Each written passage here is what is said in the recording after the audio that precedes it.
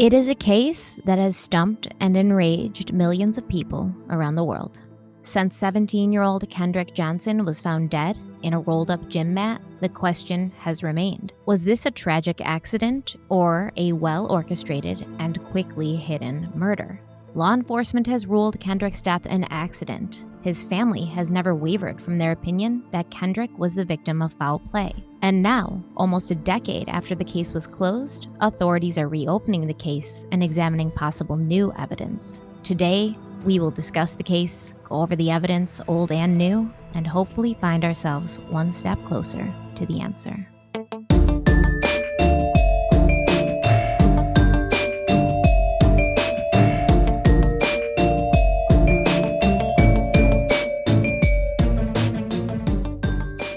Hello, everybody. Welcome to Crime Weekly. I'm Stephanie Harlow. And I'm Derek Levasseur. You sound so enthused about being Derek Levasseur today. You always have like this big opening where you're like so happy, and I'm like, I'm trying to match it, but it's just not me. And I always feel like I'm being disingenuous when I do it. Can you give me like a happy, I'm Derek Levasseur? I just want to see what it sounds like. And I'm Derek Levasseur. I don't know. I feel like it's so fake. And I'm Derek Levasseur. Yeah, you just do it. You just do it better than me. Yeah. I'll just do it from now on. I'll be like, hi, I'm Stephanie Harlow. And I'm Derek Levasseur. Yeah, it'll make me sound more enthusiastic if you bring yours down. Oh, no, I can't. I appreciate that. Thank you. Thank you in advance. How are you? Well, I am, we were just talking a little bit before we hit record about how I think I have food poisoning. But other than that, I'm okay. Good. We had a good conversation. We can't get into it too much, but had a good meeting today with the people over at CrimeCon. For anybody who doesn't follow us on social media, we announced last week that Stephanie and I will be attending CrimeCon. Not only will we be there as on Podcast Row, we have a really, really cool topic we're going to be discussing as a speaking event. And in addition to that, we're going to be recording a Crime Weekly episode down there live. So you're going to be able to attend that episode recording. You'll be able to participate to a certain degree. We have another guest who's going to be joining us. So if you haven't already bought tickets and you'd like to, check it out. CrimeCon is going to be in Austin this year. It might already be sold out, but they are selling virtual tickets, I believe. Yeah, I think that they said that they have a wait list right now, but you can also attend virtually, which I think a lot of people are choosing to do because of the situation. But I'm excited to be there in person. Like you said, we have a great panel planned. I don't want to tell you who yet, but we will talk about it soon. But we are bringing on somebody who has experienced the loss of a child, and this person is very well versed on the case, and it's a very in-depth, interesting case. It breaks my heart.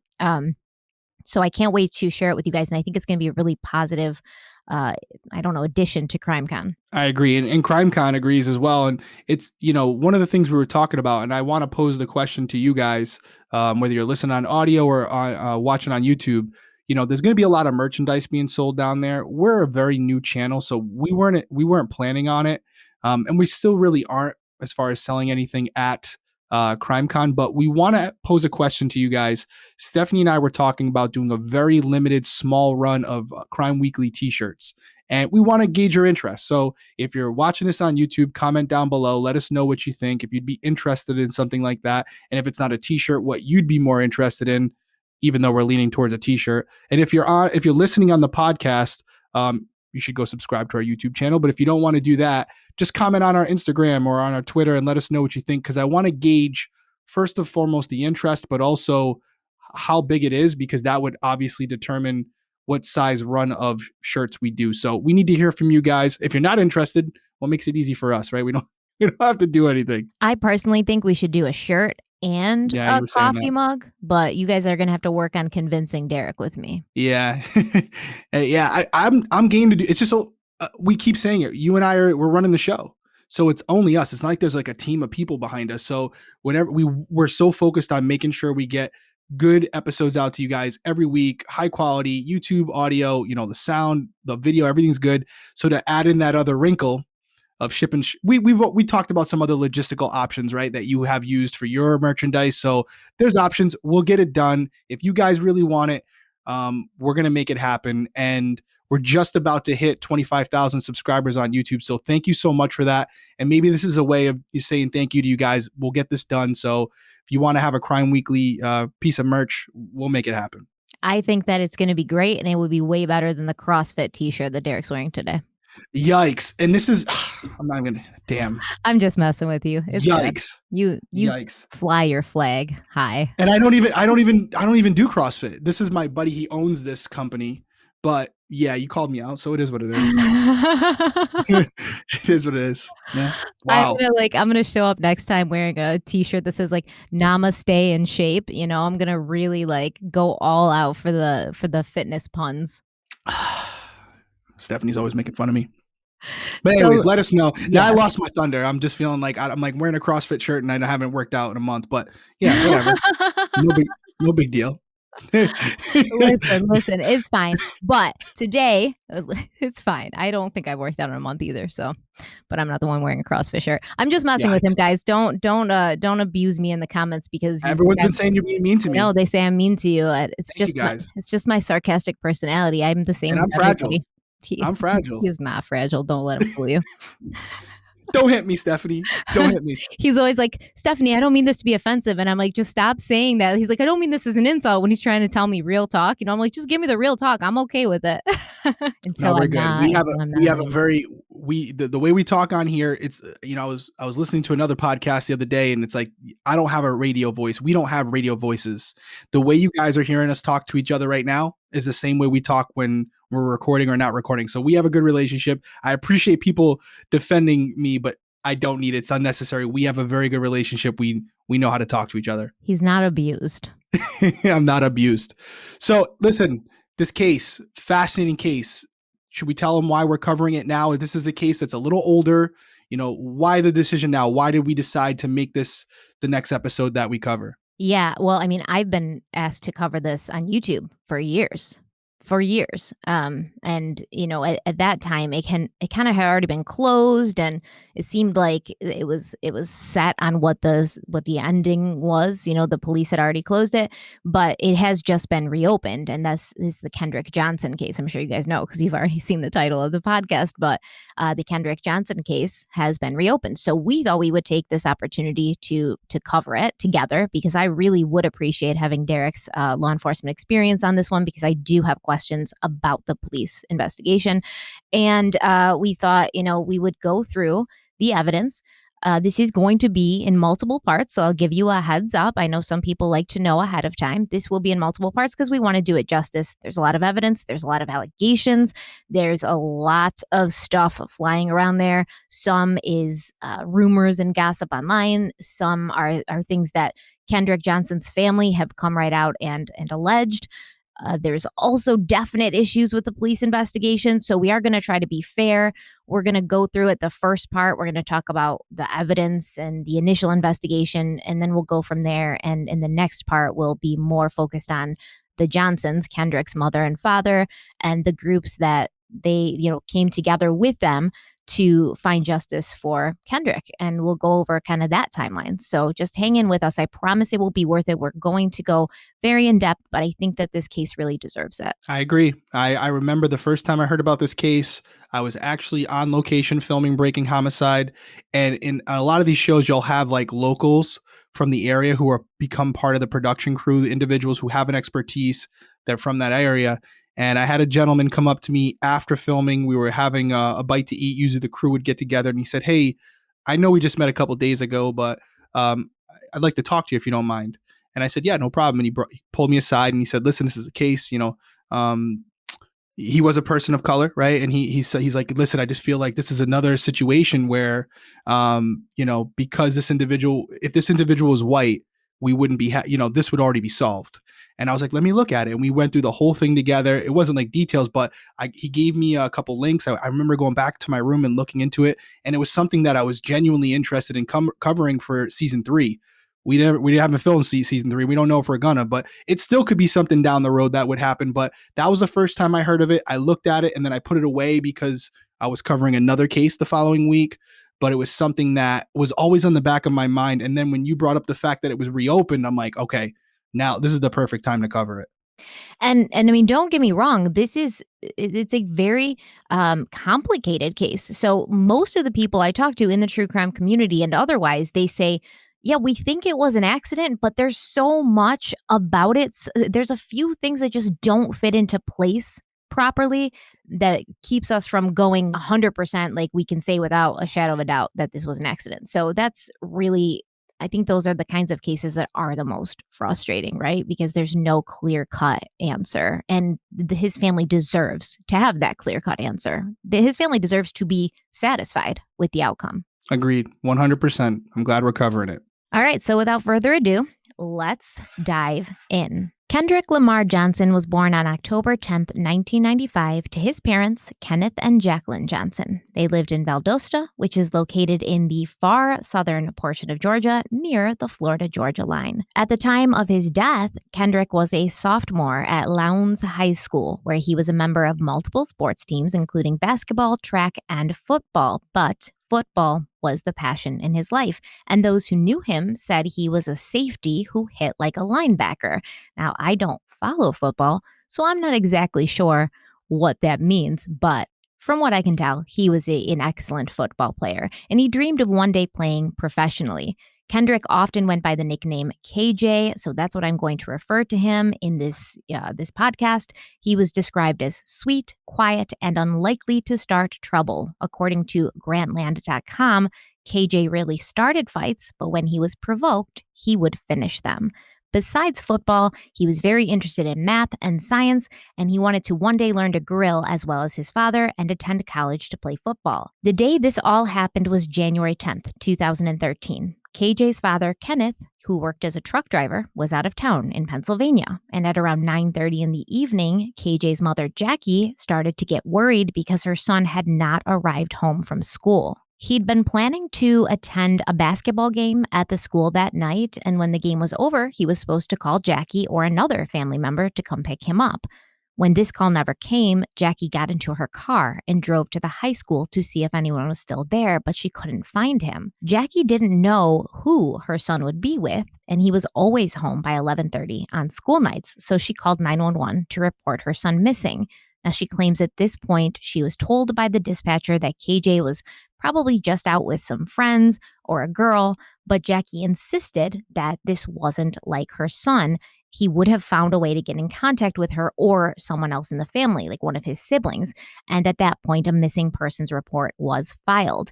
And I do understand the annoyance of a mother who's trying to report their child missing, only to be told, like, oh, you're overreacting. He's a kid. Boys will be boys, kind of thing. And the same thing happened in the Kenika Jenkins case, which is very similar to this case, where Kenika's mother called the hotel and was like, hey, actually, she called the police first, and the police were like, oh, she's at a hotel party drinking. She's probably just passed out in somebody's room. And that's completely unacceptable. A mother knows their child better than anyone knows them. And if she feels like something is off or wrong, then she needs to be listened to. Agree. And it goes back to, Cynthia Hoffman as well, right? We had just discussed this exact topic as far as a parent knowing their child better than the dispatcher. And I agree with it, especially when it's a child. Again, the rule with the child is obviously if they're under a certain age, it's an immediate thing. But again, the parent was insistent. They took the report and, they went out, they started looking for him. And again, to your point, it's a little frustrating to have that resistance at all. Completely understand it. I don't disagree with it. And just to go back on your football comment earlier, I didn't want to interrupt you. Basically, them saying that, played safety, but he hit like a linebacker. Basically, it's saying he played a position where they're not necessarily known for hitting that hard. Linebackers kill you when they hit you. And it was a compliment to say, like, he hits like a truck. So he was a very good football player. And that was definitely a comment meant to indicate that he was someone that if he tackled you, you knew it. Yeah, and he was very strong. You can tell just looking at his pictures. This is somebody who took care of himself, probably did a lot of working out, kept his body in peak physical performance because he was this, multi-season athlete. So, which also brings a lot of questions into how he ended up dying, because many people wondered, how does a young, strong man like this end up, stuck in a gym mat? Yeah. Yeah, we're gonna dive into it for sure because those are reasonable questions to ask. You would think someone of that physical shape would be able to get themselves out of that situation if it was the way some people think it is, as far as what happened to him. Well, at this point, Jackie obviously can't sleep. Her son's not home. Her husband's out of town. So she has her mother come over and they sit together all night, just worried about Kendrick. And around 4 a.m., she gets a call from the police and they let her know, hey, we got the missing persons report. We're out looking for your son. And I mean, to be honest, I'm sure she didn't sleep much, if at all, that night. And by 8:30 in the morning, Jackie was up and she was headed to the high school. Now, Jackie actually drove school buses for this school that I think the Lowndes County school district in general, she drove school buses. That was her job. And normally in the morning, she would drive to the school and she would bring Kendrick with her. And that's how he would get to school every morning. But this morning, she drove there alone without her son. She didn't know where her son was and she wanted answers. So she gets to the school around 8:30 a.m. And 30 minutes prior to this, reporting officer Michael Adams had arrived at the high school and he was following up on the missing persons report. So obviously he's going to go to school and he wants to see if Kendrick's been to class. He wants to, find out when was the last time the people at the school saw Kendrick. And he asked the secretary to contact KJ's teacher, Bobby Wilson, to see if KJ was in class. And Wilson reported back that he was not. So Kendrick should have been in a class that morning. He wasn't. And at this point, the police officer realized that he wasn't in school at all. Now, when Jackie Johnson arrived at the school, she asked at the main office if anyone had seen her son, and it's reported differently. So in the police reports, it says that she went to the principal's office. In the media, it says she was brought to a counselor's office, a guidance counselor's office. I'm not sure it really matters, but there is discrepancies there.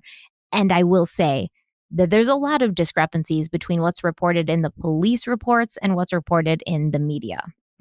Well, that's a pretty common occurrence, right? I mean, that's fair to say. I think you're right, not to this extent. I've never really seen a case where so many details are inaccurate, and then that makes you wonder, like, who's Yeah. right, Obviously, we wanna think the police reports are right because they were on the scene, but now you Mm. have this point of contention, which is that Kendrick's parents inevitably end up thinking that the police department and the school and everyone is involved in this cover up of their son's death.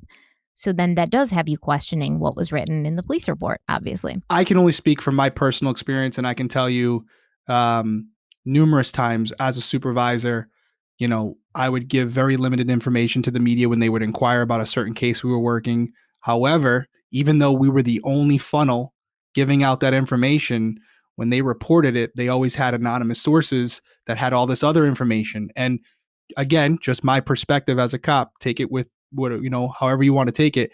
Most of the time I'd be sitting there watching the episode as they're talking about it on the news and sitting there looking at my guys like, that's completely inaccurate. We haven't said that to anyone. We haven't confirmed. Where did they get this from? If they have this information, we'd love to speak to that source because this is the first time we're hearing of it. That's just from my perspective. But again, there's a lot more layers to this story ultimately that you're going to talk about. And so I see why it's a point that we have to bring up now because it's going to be very important later. Correct. Yes. And I don't want to go into this making anybody think that we're blindly believing one side or the other. We're really looking at this with fresh eyes. Neither one of us have dug too deeply into it before. Like you said, you looked it over. I've looked it over, but we've never really dug in. So this is the first time that we're really getting into it. And we're going to be as fair and unbiased as possible. So Jackie's in either the principal's office or the guidance counselor's office. And while this is happening, Michael Adams, he's still at the school. He's the responding police officer for the missing persons report. And he starts like printing pictures of KJ. And then the principal's secretary told him as he was doing this that Jackie was at the school and she was in the office. So he goes to talk to her. And at this point, he's probably asking her, who would your son be with? Like, who are his friends? And Jackie tells him, he doesn't have any girlfriends, no serious girlfriends. He does have like a best friend that he hangs out with in school. And so she gave the name of this friend to Adams, and Adams called the dispatcher and was like, hey, can you send an officer over to this person's house, check if they've seen KJ, if KJ's there. And then that's when Officer Adams found out that this friend of KJ's had been suspended, so he wasn't at school, and that's why he had to send a police officer to his house. But this friend hadn't seen or heard from KJ either. Yeah, not good. But I'm glad to see where their heads at that point. They're going to the closest, friends to them that they know of. And we just talked about taking the report and how the dispatcher, was a little apprehensive or maybe even trying to deter Jackie from filing it, which we both don't like. But I do like to see that this guy was out there 4 o'clock in the morning starting, and then first thing in the morning, without even knowing that Jackie was on the premise, he was at the school printing out colored photos. And that's important because the first 24 to 48 hours of a missing person case are critical. So I love to see the fact and hear the fact that he was there bright and early trying to do something, and making those calls and asking those questions and sending people over to the known associate's house. So far, I like what I'm hearing so far as how the investigation, as far as this being a missing persons, was conducted.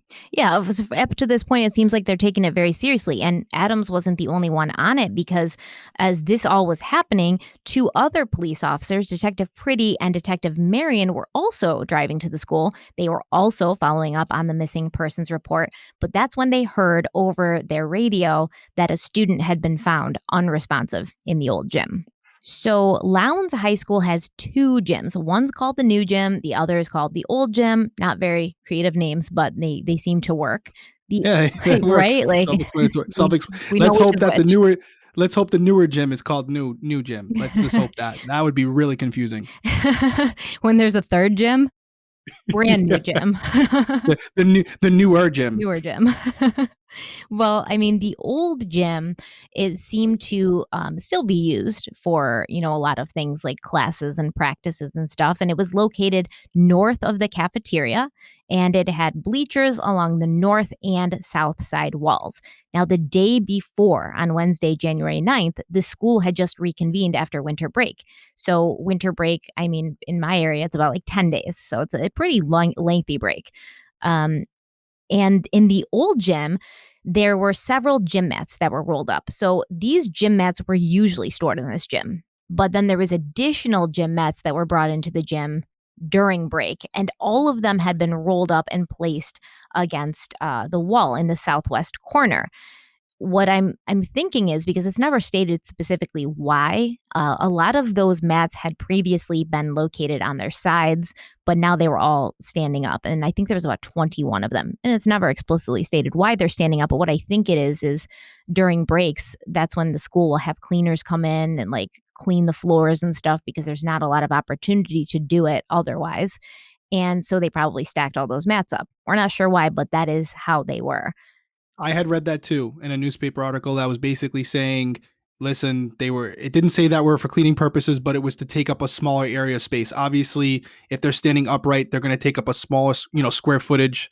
They're going to have a smaller footprint, which to your assumption, I think you're probably right. Cleaning the gym over the break, less moving it around. Also, you got to think about it. They do stand up a little better. They don't move as much. So if there's cleaning companies in there, they push on the mat, they start rolling all over the place. It's easier just to stand them up. And but I do think the first part is accurate as far as most of the time these mats were on their side. It just so happened because of these circumstances they were standing up. I think some of them were located standing up sometimes, but some of them were located on their sides. And again, I remember coming back after a school break, and it looked like it was a new school. I was like, "Why are those bulletin boards over there now and not over here?" It was always like a big surprise what you're going to see different. So on January 11th, Philip Pipelow, and he's a coach at the school, he was teaching a life sports class in the old gym. And during the class, two students who were also sisters, they finished the survey that Philip Pipelow had handed out. So it was just like a little worksheet to do. They finished the worksheet, and then they both walked up to the mats, and they kind of climbed on top of them to lay down on top of the mats. Now, rolled up, these mats stood at about 6 feet tall, a little over, and they were about 3 feet wide. And there were several of them. Like I said, 21 or more, all stacked up next to each other. So there was more than one row of mats as well. There was a back row of mats and then the front row of the mats, and they're all stacked up next to each other. And the back row is pressed up against the wall and wedged in between the wall and the other mats. So one of the girls said that she'd been on top of the mats for a few minutes when she noticed what looked like a pair of feet with socks on them inside of one of the mats. And she thought at first someone was messing around, like someone was hiding in there trying to scare them or make a prank. So at that point, she called some other students over, like, oh, look at this. What do you make of this? Like somebody's trying to play a prank on me. And it was at this point that the students kind of figured out something wasn't right. The person inside the mats isn't moving. They get scared. They start screaming. And at that point, they called Philip Pipelow over, their teacher. The police report states that Mr. Pipelow came over and was unable to free the person from the mat. So he and another student began hurriedly pulling down each mat one at a time until they arrived at the mat that had the person inside of it. And then they pulled that one down as well. Now, Mr. Pipelow said that no one ever touched the body, but he could tell that the person inside was dead because of the smell and because the person wasn't moving. Once the mat containing the body was pulled down, it's reported that, the body sort of halfway came out of the mat. And there was also quite a bit of blood and vomit present. And at some point, either while the mats were getting pulled down or as soon as they discovered that this was an actual dead body, the police were called. Now, I'm not sure. This was another thing that I wondered about, and this could just be me, but they said that they were unable to remove the person from the mat, so they had to pull the mats down. But then Philip Pipelow also said nobody ever touched the body. So I'm not sure if he just kind of looked at it and said, oh, I don't think we can get him out this way, so we have to pull the mats down. But it made it seem to me that they had attempted to get him out by touching the body and realized they couldn't, and that's why they had to pull the mats down. So I'm not sure how both things can be true at once, but it's possible. It could just be a miscommunication maybe in the report. Miscommunication in the report or misunderstanding of what Mr. Pipelow said. I would think reasonably that if I thought someone was rolled up in a mat and there was a chance that I could help them, the first thing that I would have done naturally would be to try to pull on their feet to pull them out. And, that I wouldn't just yell down, hello, can you hear me? And never touch them, never make an attempt to try to free them. I think it's unreasonable to assume that someone would do that. So my guess would be that they did make some sort of attempt to pull him out. And that may be why when they finally pulled the mat down, he kind of came out a little bit more easily without being touched, because they could maybe had loosened him a little bit, or they figured out an angle where as soon as they put the mat on the ground, he slid out a little bit more just on his own naturally. But I think it's unreasonable to assume they didn't even attempt to try to pull him out when they realized it was a human being in there. Yeah, I don't think that his body slid out because they had touched him. I think it was just when the mat came down. Obviously, it doesn't have anything holding it in, like a burrito, or like a, right.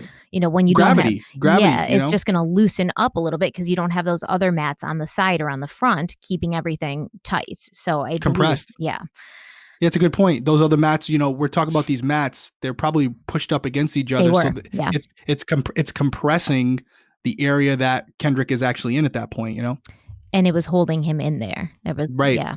Right. So Officer Michael Adams, he's obviously already at the high school, like we talked about. He's printing pictures. He's trying to find out if KJ's been in class, and he was there when the body was discovered. At around 10:32 a.m., Adams was notified that a body had been found in the old gym, and within 3 minutes, Adams and another deputy, Carrie Quinn, approached the old gym, at which point they claimed that they saw students running out of the gym talking about a dead body.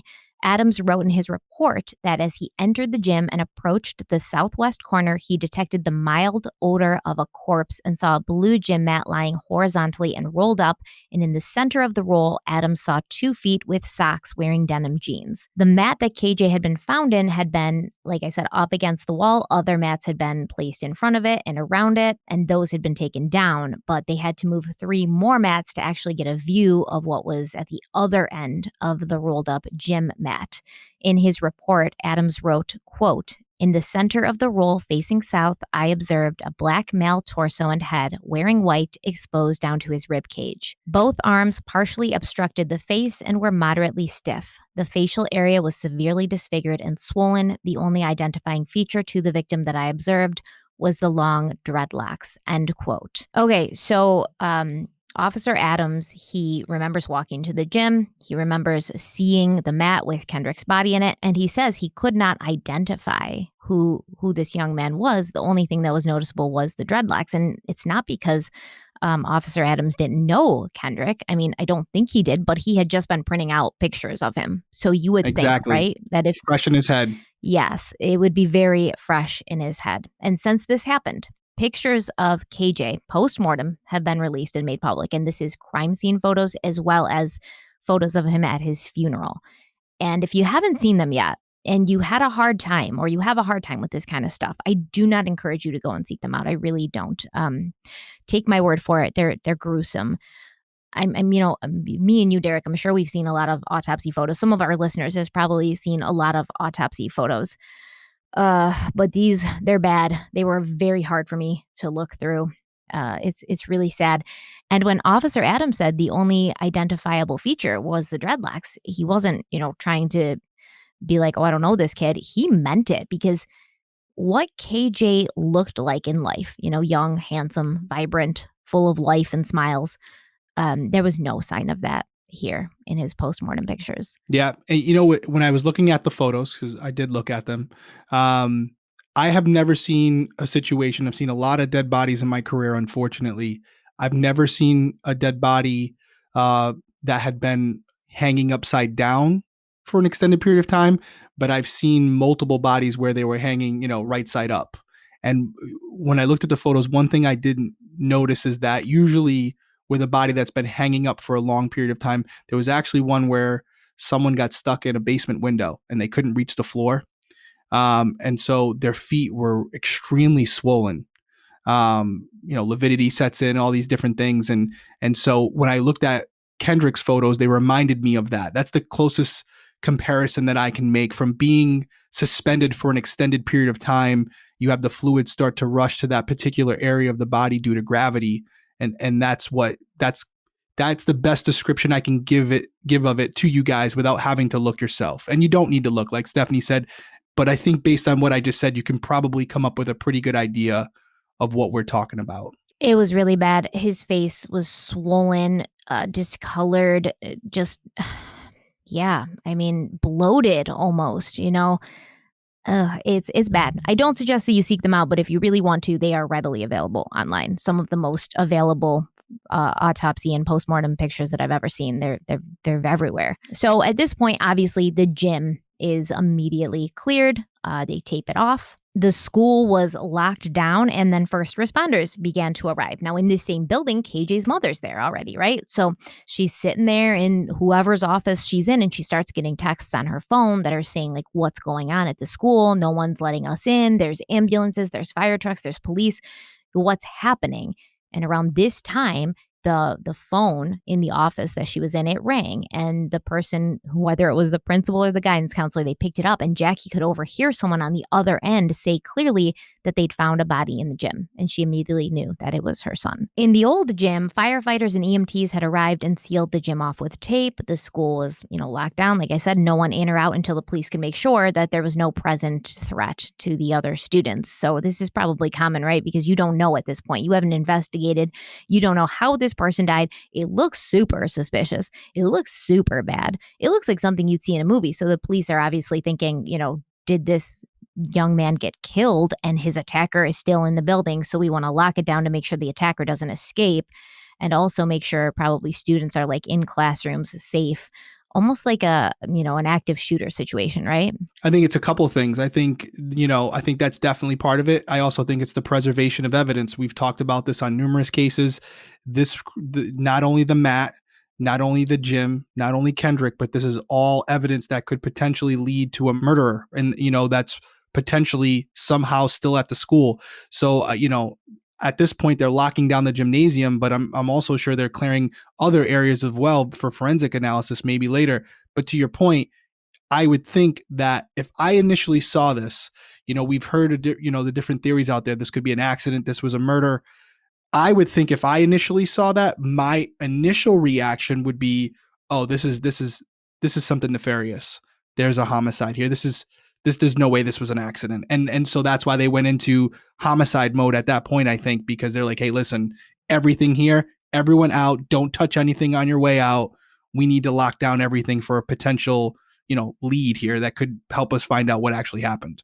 And I think this was the right thing to do, obviously, but the police have they've gotten a lot of heat for this because they referred to the old gym as a crime scene. And so afterwards, when they said this was an accident, everybody, well, not everybody, but people who didn't believe that it was an accident, they were like, well, why'd you call it a crime scene? Well, you're going to call it a crime scene at this point because you don't know. This is your first time you're setting eyes on this. You don't know whether a crime's been committed or not.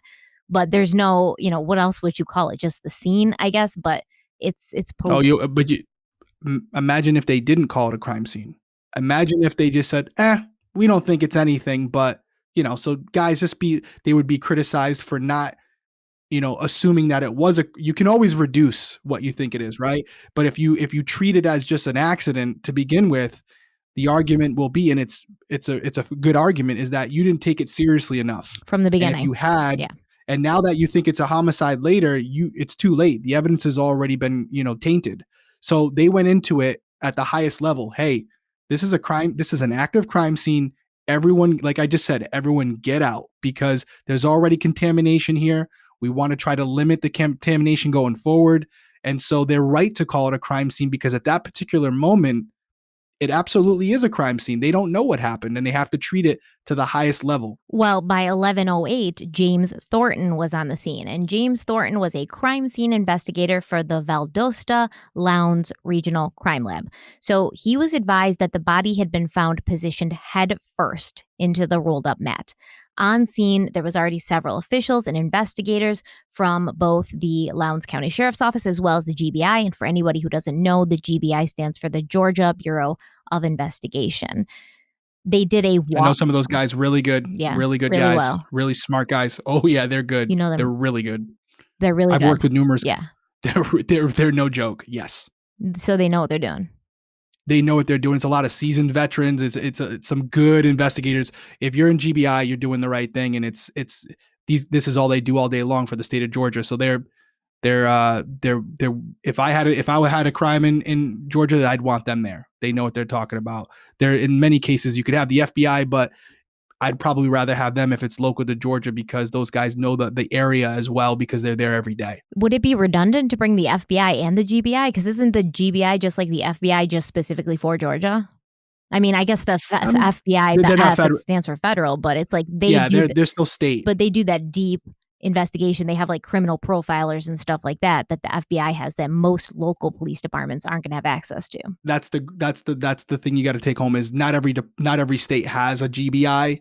So, I think in this, as far as the hierarchy, unless needed, they probably would just go with the GBI as opposed to bringing the FBI in. But I can also tell you that the FBI has a great relationship with GBI as well. And if there's someone in the FBI that could be helpful in the investigation because of the specifics of the case, there's no problem bringing someone in there. But the GBI is fully capable of handling 99% of what's going to happen in the cases in the state of Georgia. Well, so they're all doing this walkthrough, throughout the gym and the areas outside the gym, exterior, interior, and they found out that they couldn't find any source of forced entry. Now, there was a window in the gym, I believe, that was open, but it didn't look to be forced open. It looked to just be open, to let fresh air in because gyms can get pretty smelly. James Thornton also took pictures of the scene as well as a video. This is a video that you can also see online, and it gives you a much better idea of what the gym looked like the interior of the gym, where everything was situated, because I know I can tell you like north wall, southeast corner, but to me, that's a completely different language. I don't know anything about directionals. So I did have to watch that video to kind of get an idea of how things were set up. And he also created a 3-dimensional image of the scene using something called the Leisha C10 scanning system. Have you ever heard of this? I have heard of it. I've never used it, but we have used other scanning systems to create a virtual diagram of a crime scene. There's a lot of different, it's like Nike, Reebok, all that good stuff, but I've heard of it. I've never personally used it, but I have used scanning systems to create a virtual layout of a crime scene. And again, I have to just reiterate it. All this technology, all these guys that are there, I'm assuming this, but just based on all the people that were there so fast and the lengths they went to document the crime scene, I think it's fair to say that they probably thought this was a homicide at this point as well. They were not treating this, it's an accident. We know that. There's not one cop there, just a patrolman taking some notes. They got everyone and their brother out on the scene, using all the resources and technology available to them at that time to make sure they're dotting their I's and crossing their T's. So kudos to them to this point for, you know, pulling all the resources out that they need to make sure they can go back and review the information and review the crime scene at a later date to the highest level of quality so they're getting accurate information. Or if you believe that this was a cover up, you could see this as them bringing in a bunch of people to make sure that this was taken care of quickly and quietly, and they're dotting their T's and crossing their I's in that manner, right? So that's right. And I haven't heard too much. Can you fill me in on that, because I haven't dove into that side of it so much. So it's I'm assuming you're saying it's extensive. And that's even in regards to what we're talking about right now, like bringing in the virtual scan. Is there a belief out there that, again, you're putting this out here, and we want to give breath to both sides, right? Because we want to stay impartial. So is there a belief that at this point these officers were kind of colluding together because they realized whoever committed this crime, they had already kind of figured it out and they were doing what they could to get rid of that? That's one of the beliefs, right? Is that what I'm hearing? So I don't think that at this time, while this is happening, KJ's parents are thinking this is a cover up. It wasn't until the investigation finished and the death was ruled as an accident that they started seeing that. Okay. But they started putting pieces together in their mind, like, oh, okay, now that makes more sense if you believe that. Right. But they believe that the GBI, the Lowndes County Sheriff's Office, the school, the funeral home, the morgue, what's it called? The coroner's office, everybody, medical MEs, they were all in on this cover up. That is what they stick to. Yeah, and you have to go with that. Basically, everyone you just laid out, just to go over, we have local police, we have the GBI, we have members from the Regional Crime Lab, which is a completely separate entity as well. We have the Rhode Island State Crime Lab here. You have the medical examiner's office that's going to come out and, to collect the body for the pathologist for the autopsy. So a lot of different the funeral home agencies that buried him. They believe that's so a lot of different agencies involved. And then you're talking about the school as well. So a lot of people would have to be in on this for them to, and again, you're going to get into it. I know where you're going with it. But based on who the family believes could have been involved, this may make more sense to you guys watching this or listening to this as to why, because that's the real question, right? Like, okay, Derek and Stephanie, you're giving us this other theory that the family believes occurred, involving the collusion of all these agencies. Why? We're not going to say it now, but there is a reason why, and maybe to some of you that'll make more sense, and you might go, oh, okay, I understand now why they'd be saying that. So we'll continue, but great points to bring up. I don't think that, we can say, like, at the end of the day, I don't want to steal. You're running the narrative here, so I don't want to get ahead of us. We're going to get deeper into it in the next podcast, because that's when we go over what the Johnson family really believe and what actions they took to pursue this belief. But what the general belief is that there's 2 students at this school whose father is an FBI agent, and these 2 students worked together or separately. I'm not sure which, but they worked together, I guess, to kill KJ, and then had his body hidden, and then just basically had their father's buddies and all the law enforcement people. And this is just a grand scheme, which, if you're trying to sell that to somebody, I'm a good person to sell it to, because I'm a big conspiracy theory nut. Like, I really enjoy them. They're fun puzzles for my brain. But then you add in, the school and the funeral home and things like that, and it muddies the waters a little bit. But to your point, it may make more sense to people now. Why would all these entities even risk their careers doing this? Oh, the potential suspects are, related to an FBI agent. They're maybe friends with this guy. Now it would give them an incentive. That would be the motive behind doing it. So it's not like they just decided on this specific case, you know what, we're going to cover it up. There would be a reason behind it. So it's not like Kendrick's family just pulled this out of left field for no reason. As they learned the potential suspects and who they were and how they were related to, someone in an authoritative position, that's when they started to take this stance. So again, we're not saying you should believe one thing or the other. We're just trying to give you all sides to it, make sure we're giving a 360-degree perspective, and you take the information and develop your own opinions. That's what we really want here. We want to create that dialogue. Yes, and there was a lot of people a lot of people that they thought were involved in this. And I think, they would later bring a bunch of lawsuits against all of these people. There was something like over 30 individuals listed in these complaints that they thought had been a part of the cover up. So we'll get there, trust me. But Thornton, who's from the crime lab, the regional crime lab, he said that during this, all of the investigators wore gloves the whole time, so they followed normal protocol. However, I did notice that in some of the pictures, they don't appear to be wearing those little booty things. So I don't know if that's kind of like a mandatory or if that's just something that it's like, well, maybe if you feel like it, but it's a gym. I don't know. What do you think about that? Common practice would be to, always suit up. We have what's called Tyvek suits, the white suits you see them, or the black suits with the booties and the gloves and masks, everything. You want to cover up your hair as well because you have fibers from your hair. So the simple answer is yes, they should be wearing booties. I can tell you that doesn't always happen. And you want to, sometimes it's more egregious than others. If you're entering the immediate crime scene and you believe it's a homicide, you should be wearing the proper equipment so that you're not creating more contamination in the area with your own forensic evidence. I will say this isn't justifying anything, but based on the fact that it was this huge gym, I'm sure there was some complacency there. There's a lot of people going through, not making an excuse for him, just giving you my perspective on why it probably happened. Not saying it's right, but that's probably what had transpired. Because it's not like a private residence where like the same 5 people are in and out of there. This is like a public gym. There's over 3,000 students and faculty. So, I mean, even if you sealed it off and did your very best, there's still going to be so much contamination and so much DNA mixed up in there that you can't even track back to the person. It's a nightmare. It's a nightmare as far as forensics are concerned. I mean, you have almost less than 24 hours, but considering how many people could have went in that school, that gymnasium from the time Kendrick went missing to the time he was located. Yeah, as you just said, it's an absolute nightmare. And that's only the amount of people that went in that time frame. But like you said, people have been going in there every single day leading up to this incident. And there's really no way to tell when DNA was, as far as I know, there's no way to tell the exact time that DNA was deposited on a particular item. So you could have DNA on the specific mat that Kendrick was found in from a specific person, but that person may have touched that mat a week or two prior because they were the cleaning people that just happened to move it. So yeah, absolute nightmare from a forensic analysis standpoint. Well, here's where things start to get a little sketchy.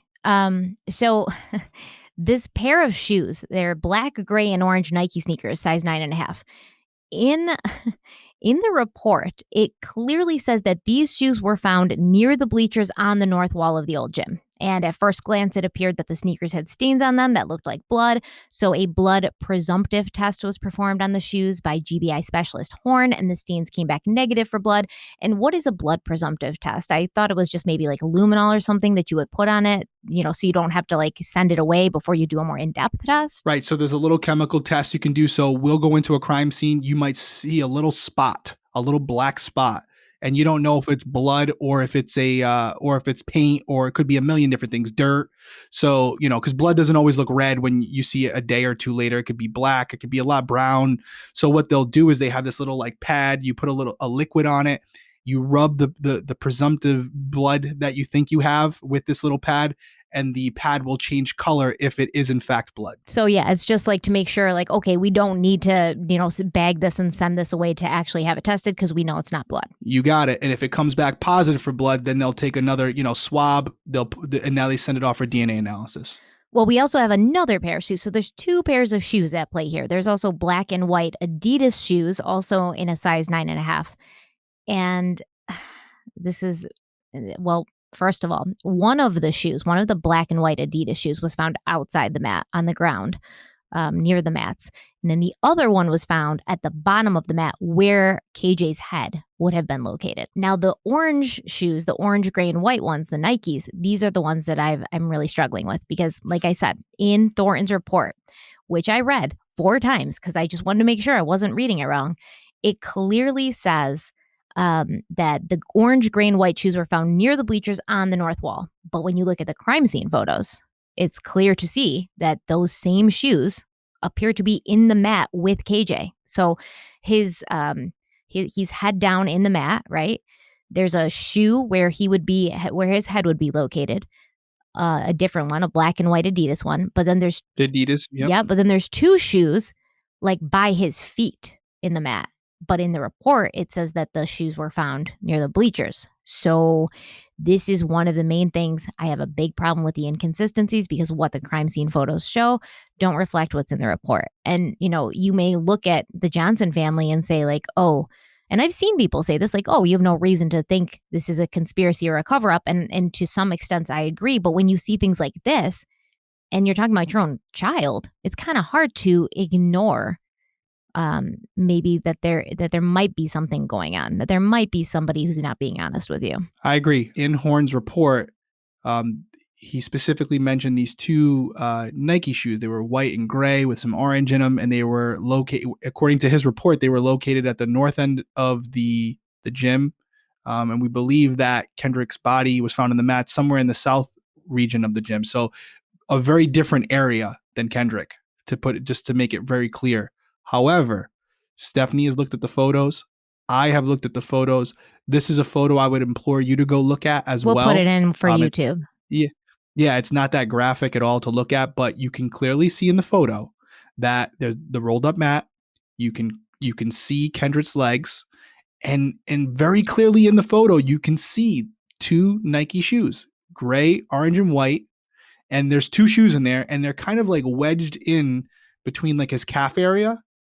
And it doesn't look like this was something that was shoved in there after the fact. So clearly, one, I can see how this would raise some flags for anybody looking at it. And I don't have a great answer for it. The only answer I can give is that it was a mistake. Well, actually, I'm looking further into these pictures. So what I see here is it's showing what looks to be like a black and orange. So it looks like a black shoe with orange shoelaces. And it says a second shoe at the scene was not collected as evidence. And the shoe is underneath the bleachers. So it's just one shoe. And I can't even tell if it's a Nike. And I do see red spots on it that look like they might be blood, but then they were tested. So this might be the shoe that they found and tested. But at the same time, when you look at the report, it says white, orange, and gray Nike shoes. In my opinion, this is not a white, orange, and gray Nike shoe. I don't even know what kind of shoe it would be. And it's just one single shoe. It's not two. Right. And there's no other mention of, we know we have the black Adidas shoe that's found at the bottom of the mat, basically where Kendrick's head would be located. Right. And it's believed that's one of his shoes. Yeah, it is his shoe. We know it's his shoe. It's his shoe. So we're not saying these Nike shoes belong to Kendrick. We're not saying that. But the question is, are those shoes, if it's not the shoes that Horn's talking about, are those shoes, the two extra shoes in the same roll? How did they get there? In the same mat? Are they even mentioned in the report? It looks like he's almost combined the shoes found in the mat and the shoe outside of the mat. They don't even look alike. Right. And there's really, he might have a better explanation for this, but just from an outside perspective looking in, it sounds like it was a mistake.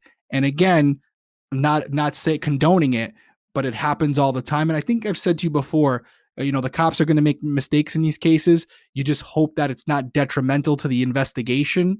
And you hope that it doesn't create more problems for you down the road. And that's why we're sitting here tonight talking about it, right? Because this is clearly something is not filed correctly. Something was not written up correctly in the report, because we can clearly see with our own eyes that there are two additional sneakers in the mat with Kendrick, and yet it doesn't appear that's where Horn noted them being located. They're not across the room. Thornton. Oh, Thornton did it, not Horn. So Horn was with the GBI, and I believe he was helping to test the shoes with the pre-test, but it was Thornton who wrote this report. Yeah. Right. So, and that would be him. So something is not right there. It'd be interesting to compare it to some of the other reports, because clearly these sneakers that were located in the mat with Kendrick would be something that would be analyzed extensively, because if we're talking about a homicide here, two unknown sneakers, right, not belonging to Kendrick, the question is, who do they belong to? How did they get there? So, yeah, that's a little confusing. But again, the reason we're talking about this, you can see understandably how this would be something that would be very troubling to Kendrick's family, because you wouldn't expect this type of thing to happen where they're noting a pair of sneakers in one location and there's clearly photos showing them in another. So I can understand their frustration with that. That's a reasonable thing to be upset about. And I mean, I think I have this in there later, but they definitely did tie the black and white Adidas shoes to Kendrick. They were given to him by his eighth grade basketball coach, I believe. So they definitely were his. I can't really find out who those orange, gray, and white sneakers belong to. So I'm gonna have to look into that a little bit more. I did like search for it for like an hour today, but I'm gonna look into it more. Let's talk about what else they found though. So they also found a yellow folder, a science textbook, and a medium-sized Hollister pullover hoodie. The folder was found in front of a rolled up mat.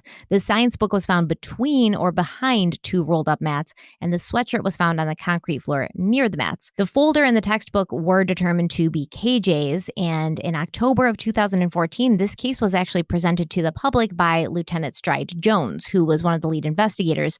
He showed surveillance footage of Pipelo, the gym teacher, pulling the mats down, and apparently you can see the textbook and the folder falling off the top of the mats at this point. And that led to the theory that they'd been placed on top of the mats by KJ himself. Now, there was also these blood stains found on the south wall. This was about 40 feet from where KJ was found in the mat.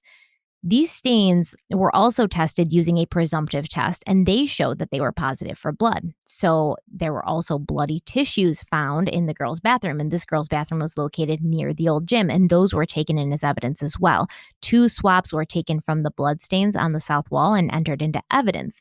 This evidence, according to Thornton, was collected, sealed, and then placed in his crime scene vehicle, which he then locked, and he had the keys on his person the whole time. This is probably protocol. Right. Chain of custody. You have to document the entire process of the evidence once it's collected. Yep.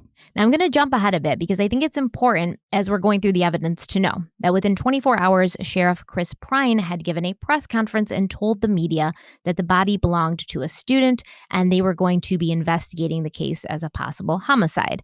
4 months later, the investigation was finished, and it was the belief of law enforcement that KJ had gone into the mat willingly, gotten stuck in there, and then asphyxiated. Now, this does sound like a stretch, right?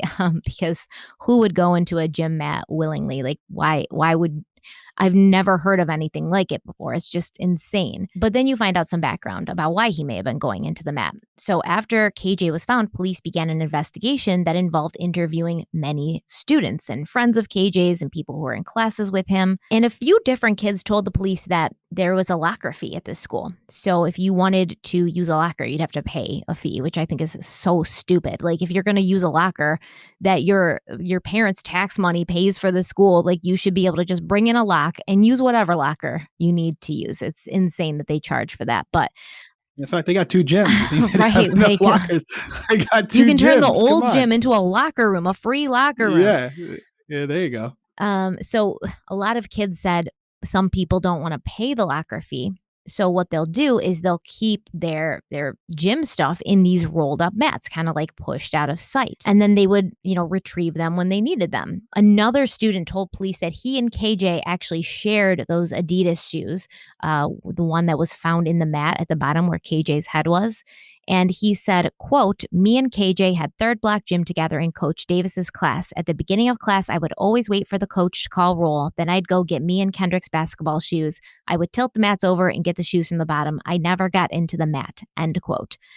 And this would usually work out pretty fine for them, right? It had been a system that they'd had. So whenever KJ had his class and he needed the shoes, he would go in and get the shoes. And then this other student would get the shoes. It was sort of a shared shoe system. But over Christmas break, the mats had all been moved to the corner and more mats had been brought in and placed in front of the old mats, which meant that if KJ had come into the old gym to get his shoes, they're all in different places, and he would have known which mat his shoes were in. So the theory is that he used the bleachers to get to the top of the mats, and then he walked along the top of the mats until he found the one that contained his shoes. At this point, he realized that, he was blocked in. He couldn't get the mat down like the other kids said, I would just tip the mat over and get the shoes. He couldn't do that because the mat was blocked in on both sides and in front and the wall in the back. So what he did is he climbs up, he puts his folder and his textbook down on the top of the mats, and he kind of gets down on his hands and knees and reaches into the mat to get his shoes. But these mats are a little over 6 feet tall, so he's not going to be able to just reach down with his arms. He's going to have to sort of like wriggle himself into the mat. So he does this. He sort of shoves himself into the mat, wriggles down until he can reach them, and this is what causes him to become stuck. And due to how small the mat opening was, it's just 14 inches. And I believe that his shoulders were 19 or 17 inches. So his shoulders were definitely wider than this mat opening. It's also important to note for anyone who doesn't know, Kendrick was approximately 5 feet 10 inches tall and 160 pounds. So if you're wondering, Stephanie said it earlier in the episode, these mats were about 6 feet, as far as height. So is it reasonable for Kendrick to assume that, if this is the theory, if this is true, I can reach down in there and pull myself back out with one hand after I do it? He's definitely over 6 feet when he puts his arm over his head. So it is reasonable to assume that he could have thought it was possible for him to do that. But the mat opening was so small, 14 inches, right? He's got broader shoulders. Right. So what he can do is he Right. can sort of like put his hands in front of himself like this. And you guys can't see me on the podcast, but you can on YouTube. And this makes my shoulders obviously much less broad when I do this. I can put my hands down in front of me and I can wriggle in. But now how do I get back up? Right. Yeah. I'm claustrophobic. So just even the thought of it is Me like, too. it bothers me. Oh. Like I'm sitting here and I'm thinking about it, and just the thought of, even if I could get back out, no, I'm good, man.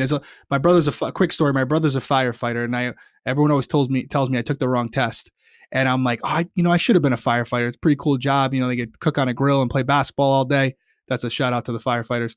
But my brother told me about one of the things he had to do, which is put on your equipment, and you have to crawl through this like simulated like space with your equipment on, and it's like a box that they make, and it's just you just got to crawl from one side to the other, but it's like super tight.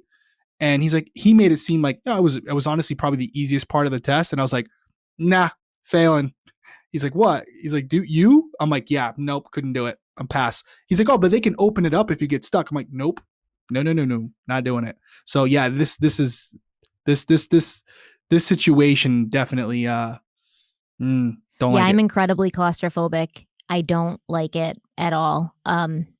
I know exactly why I'm claustrophobic. It's a long story that involves my brother actually holding me under a blanket when I was a child and not letting me out. But yes, older brothers. But small spaces, even being in a closet sometimes, with the door closed, like a pantry closet, I'll feel very. So this is just, I can't even imagine. No. And he was young, he was strong, he was athletic. But in a certain position, Agile. It's going to be difficult. Gravity's working against you at this point. Yeah. So if this is what in fact happened, he definitely underestimated how small of a space it was and how much strength it would take based on his leverage, his lack of leverage to pull himself back out. But, if we were to believe this happened, you wouldn't know that until after you're already in that situation. All right. So this is the law enforcement's explanation for this. KJ goes in to get his shoes. He gets stuck upside down, can't get himself out. And it's just this tragic accident. But KJ's family, they never believed this. They never bought into it, especially as soon as the investigation ended and they were like, accident. KJ's family immediately said something's going on here. And this is when they believed, that he'd been murdered and some massive multi-agency cover-up had gone down. So there is surveillance video of KJ in the school the day he died. And this was January 10th. So remember, his body's found on the 11th. He goes in on January 10th. They see him entering the school at 8:33 a.m. He's wearing a white shirt, an orange undershirt, jeans, and white tennis shoes. He's seen on camera again around 1 p.m. wearing the same clothes, entering the old gym.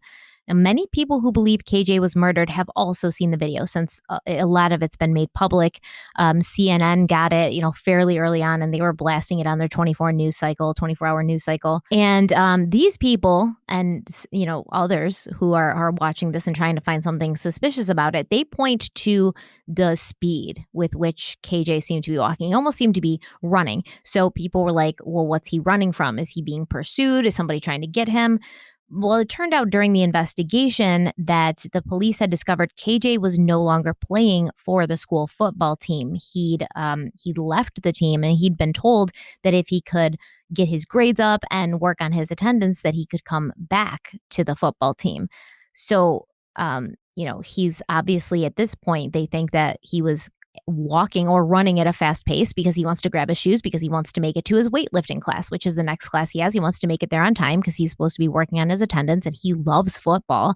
So he obviously wants to get back on the football team. Here's where things get a little more muddy. The county coroner, his name's Bill Watson, and he arrived at the scene around 4 p.m. So this is 6 hours after KJ's body's been found. And this detail has reinforced the idea that some people have, which is that KJ was murdered and the crime was covered up. Now, it's apparently protocol. It's like the law, right, in Georgia, to call the coroner as soon as the police discover they have a dead body on their hands. But this was clearly not done. The coroner, Bill Watson, he later made a statement expressing his displeasure with the amount of time it took before he was notified, saying, quote, "I was not notified in this death until 15:45 hours. The investigative climate was very poor to worse when I arrived on the scene. The body had been noticeably moved. The scene had been compromised, and there was no cooperation from law enforcement at the scene," end quote. So the sheriff's office didn't immediately respond to this because CNN was all over Bill Watson. They were flashing his quotes all over, and following that, they said the sheriff's office has not responded to this. But later, Sheriff Prine said that even though it was protocol in the law to call the coroner immediately, this investigation had been handled like all others in the past. He stated, quote, "The coroner was contacted once investigators had worked the surrounding scene and were prepared to make an examination of the deceased. The body of Kendrick Johnson was not touched or moved until the coroner arrived. Although not contacted by the sheriff's office until investigators were prepared to examine the body, the coroner had knowledge that investigators were investigating a death at the high school," end quote. So, from what I can tell, the sheriff is sort of saying, yeah, we know that's the law, but that's not how we do things here. And essentially, he's also saying that the coroner can't really enter the crime scene until the police have finished processing it. And then it's the coroner's job to come in and, look at the body. So he was like kind of basically doing him a favor, like, why wait here when you can wait at home or at work? Because you're going to have to wait either way. And then we'll call you when it's your turn to step in and do your job. Now, what do you make of this from your experience in law enforcement? I also wondered if Bill Watson had thought that the body had been moved due to the mat that KJ was in being taken down, because the police say, we did not touch the body, but obviously KJ's body was moved from its original position, but not by the police necessarily. So, I don't know what he's thinking. He never really explicitly says like why the crime scene was a mess, or what did he say, poor to very worse or something. He never really exactly says what's wrong with the crime scene. Well, first off, for anybody who believes this was a conspiracy, family, whoever, even people listening or watching this right now, that statement right there supports everything they believe. It's a very damning statement to have someone who's part of the process say, I wasn't called on time, the body had been moved, and the scene was in very poor condition. I mean, that's coming from the horse's mouth, and he's someone who He's supposed to be on their side, right? He's supposed to be on their side. So, quotations. At the end of the day, if you're someone from the outside looking at that, whether you're in belief it was an accident or belief it was a homicide, that's not good, right? So that's number one. So I can see, again, as we're trying to understand why Kendrick's family feels the way they do, is why many of their supporters feel the way they do. You can't help but see where they're coming from when you read something like that. They didn't put those words in that man's mouth. He said them. That's one. As far as how we would do it, there is a lot of truth to what the sheriff's saying. Yes, there is a body there, but the body is one piece of evidence in a crime scene. So everything else around it, before you start letting outside entities come in, including the medical examiner's office, would be taken care of first. The processing of the shoes, the processing of the blood on the wall, the tissues in the bathroom, photos, all the other areas that they tested for blood as well that came back negative. All of these outside factors would be taken care of before the body was ready to be examined. So if the medical examiner showed up and he was and Kendrick was still in the mat, then I believe that you're correct in saying, yes, the body had been moved down to the floor by someone prior to police. But I would really like to know if he meant that Kendrick was removed from the mat prior to him getting there. And I don't think that was the case. That doesn't sound like it was the case. It sounds like when the medical examiner arrived to examine the body, Kendrick was still rolled up in the mat. If that was the case, I believe the sheriff. I believe that they didn't touch the body. And so that's what we would do. If in Rhode Island, what we would do is process the surrounding area, make sure that all evidence was collected, analyzed, or documented, and then allow an outside entity to come in, add them to the crime scene list. But now everything else around it has already been collected and preserved. We're not worried about contamination. Now we can move on to the body, where the examiner and the detectives would be present as that body is examined, so that both sides can make notes as far as their observations. And I do remember from another case I've covered, the Austin yogurt shop murders. I'm not sure if this is true, and you can let me know with your experience. But the detectives in that case, they were so upset when the medical examiner got there, because they said, sometimes the coroner almost like rushes them, because obviously he doesn't want to wait around all day, and they want to do like this thorough investigation. But when he gets there, he obviously wants to get right to his job, so he kind of like hovers over them and backseat drives a little bit. And he's like, "You guys done yet? You guys done yet?" So that may be because it's true. If he had been called earlier, 6 hours earlier, he would have been sitting at that school, not able to even enter that gym for 6 hours. So that may be the way they do things, but he did not make it seem that way. He made it seem like this was out of the ordinary. So I'm not sure who to believe at this point. I'll give you another angle. And this is something that I think we can all understand, right? Whether you're in investigations or not. The detectives are there. They're concerned about the body, but also everything else around it, because that's their playground. That's their evidence. And they don't want you or anybody else coming in there and screwing that up for them. Adversely, the medical examiner, the autopsy person who's coming in there, is concerned about the body. And he wants to be there, or she wants to be there, because they don't want the detectives screwing that up for them. So it's like, hey, I want to get in there because I don't want one of you dummies, if you do something wrong, contaminating my body, contaminating my crime scene, which is the immediate body. And adversely, the detectives are like, hey, well, we don't want you in here because you just stepping into my crime scene, screwing us up. So it's a lot of push and pull, and that's not just specific to Georgia. That's all I around the agree. country. Yeah. So yeah, so that is a real thing that happens And all the it's a little time. annoying because it seems like there's some ego in there too. And it's like, I feel Oh yeah, feel for like you'd be sure. more productive if you guys worked together and you were on the same page. Like you're both, supposedly fighting the same fight, trying to figure out what happened here. Like, why don't you just go easy on each other a little bit? And I will come to the defense a little bit and say, I'm saying this because it does happen, but I can only speak from my experiences, which are limited in the grand scheme of how many of these cases take place every single day. But in my experience, we always worked well together. But again, I was in Rhode Island. I knew the guys by name. There was only like 3 or 4 crime scene investigators that would come out. We knew them all. We had personal, so there's a very cohesive, good working relationship. Georgia, it's probably a little different. You maybe not know every guy. But yes, you would always hope it's a perfect scenario, but you're right. Human intervention comes into it, right? There's the egos and personalities. And did you have a bad day that day? Are you hungry? Did you get woken up out of your sleep?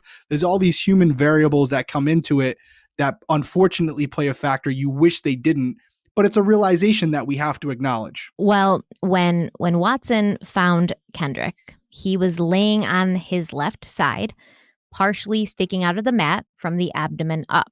His head was in a pool of blood. His right arm appeared to be covering his face. His left arm was along the side of his body, with the forearm slightly bent towards his head. So kind of like this.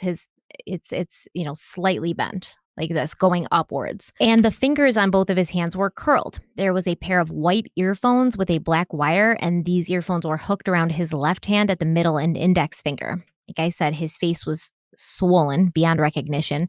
There was blood coming out of his nose, his mouth, his eyes. His eyes were swollen. There was burst blood vessels. There was also dried blood visible on his face, his arms, and his chest. And like I said, that second black and white Adidas shoe was found in the puddle of blood where his head would have been in the mat when it was standing upright.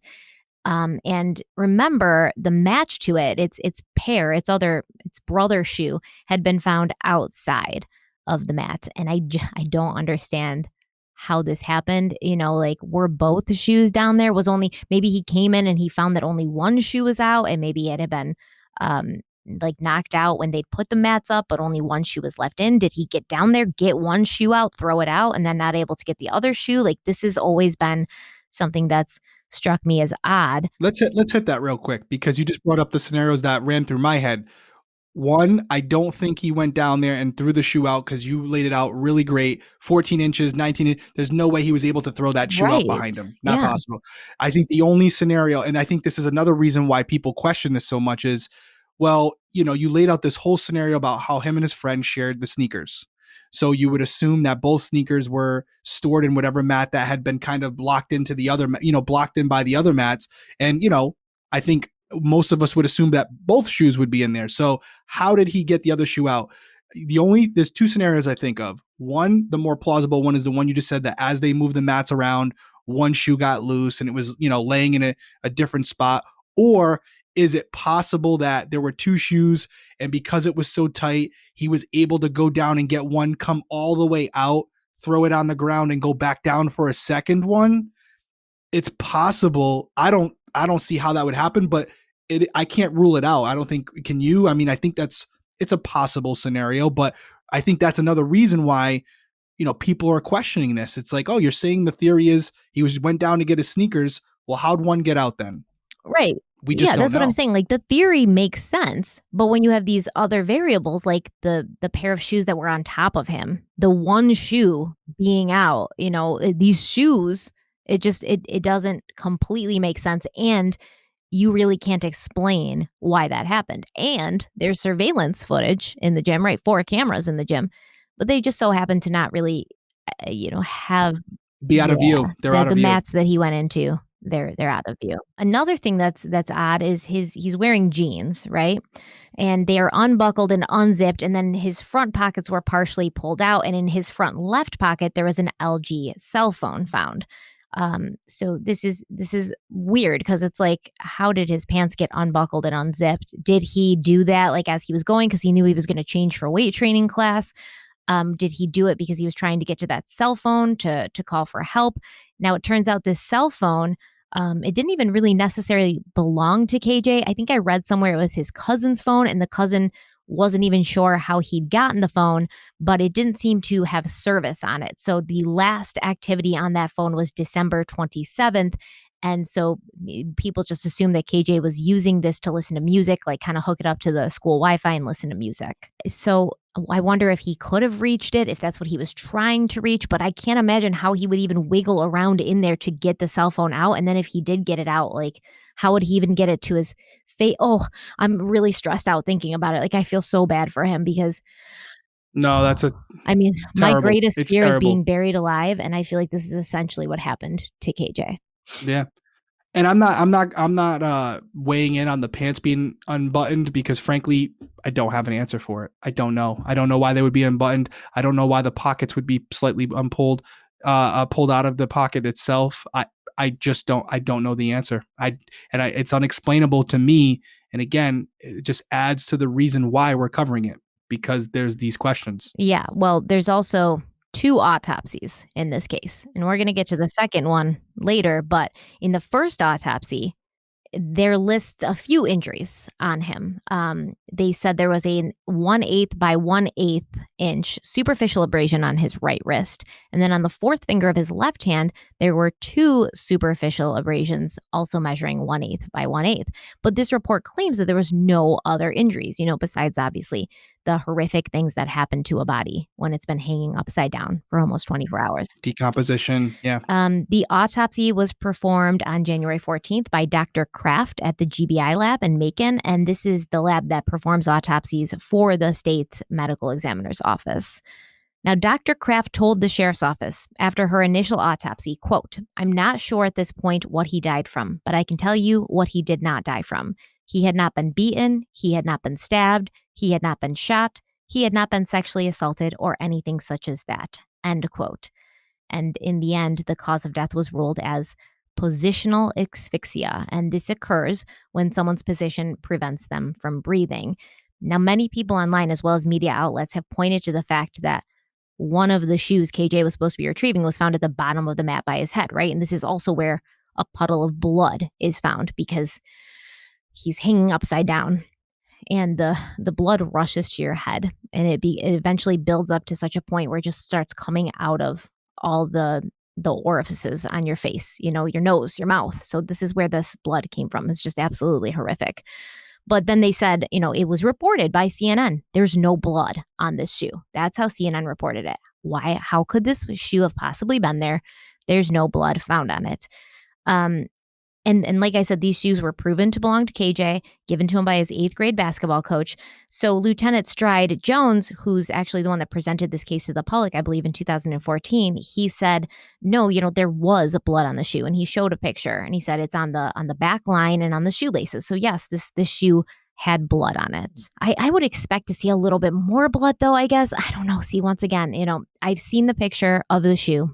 There does appear to be some blood on it. But if it was down there and he was bleeding from his face while that shoe was down there, you'd expect to see some more blood on it, I guess. Yeah. It's weird how some crime scenes I walk into and you've seen it some way, a certain amount of times. Every time you go in there, you see it, whether it's a natural cause for the death or whatever, and you've seen it the same way over and over, but then you'll get a curveball thrown at you where it's like, that's a little bit out of place. But I will say about the autopsy report, she's this, when you have the autopsy report, there's this cause of death and manner of death. They're two different things. And so she's basically saying, hey, listen, he wasn't stabbed, beaten, shot, anything like that. But she's not saying it wasn't a homicide, right? She's not saying that he wasn't killed by another, because the reality, he died from asphyxia, but the manner in which how he got there, as yet, that's not her job to determine. So, just one possibility is that, hey, was he pushed down there? Was he thrown down there? Right? If that's the case, then it's still a homicide. But she's ruling out some of the possibilities, and I'm sure the reason why doing that was to kind of alleviate some of the skepticism around it, but it probably just created more. I don't think initially it created more suspicion because, that's not all she said in the report. She also said there was no other, visible wounds, right? And then later, Kendrick's family gets their own independent autopsy done, and the person who does that has some different things to say, and says that there's that Kendrick suffered from blunt force trauma to his neck. So now, when that second autopsy comes out, now it looks like, well, how did you miss that? How did you miss that he had this blunt force trauma or some blow to the neck? And she's saying, and she stuck to it. She was like, I did not see that in the autopsy. So it's like, who's telling the truth? Who missed something? Who messed up? Who's maybe painting a narrative to fit a certain theory that they want to pursue? Who knows? But like you said, human error. When you have all these different entities, all these different people mixed up, and everybody's trying to kind of look out for themselves and make sure that if something does go wrong, the finger's not pointed at them, you're going to get a lot of this shuffling of responsibility. Yeah, I can't tell you, it's the story of my life, guys. Everyone who's watching this can see my face. Autopsy reports have been my biggest asset, and also my biggest curse, because it is a science. Yes, it's a science, but it's very subjective. The medical field, how doctors view certain things, their reasoning behind why it occurred, they can try to be as unbiased as they want, but their own personal opinions, whether it's it could be even just their personal, their positions on, from a science perspective, but it could also be outside influences. What's their political belief? All these different variables. They're human, just like all of us. And I have personally seen this numerous times where two different doctors looking at the same body come to completely different opinions with supported science behind their both opinions with supported science behind both opinions. Yeah, it's insane. I've seen it a lot. And you're like, you don't know what to think. They're supposed to be the ones to tell you, right? They're supposed to tell you what to think. And now you've got two reputable doctors who have degrees and have experience, and they are looking at the same thing and seeing two different things. And you're stuck here in the middle as a layman being like, well, so which one is it?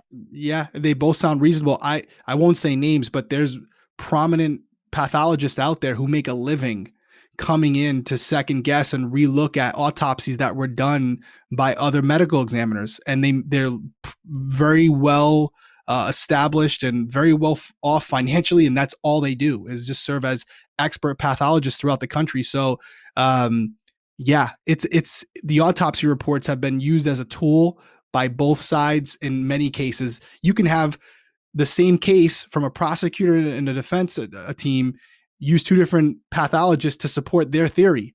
right? On the same body. But it's crazy, and it's kept me up many nights researching these reports, not being a doctor, trying to figure out how the science works behind it. But to everyone listening, when you hear it's not like DNA, their autopsy report is an autopsy report. It is science, but just understand there's a huge margin for human interpretation. I'll say that. No, I agree. I think That's interpretation is exactly the right way to say it. Exactly. yeah, yeah, yeah. It's Not oh that god, not that we've either talked about it. person is trying to, maybe Nope, twist it one way or the other, but yeah, they're both usually acting in yeah. good faith. That's just their Yeah. opinion. Well, let's talk about January 10th, right? The day that KJ goes into the map, because we have, like we said, some surveillance footage of him walking into the gym.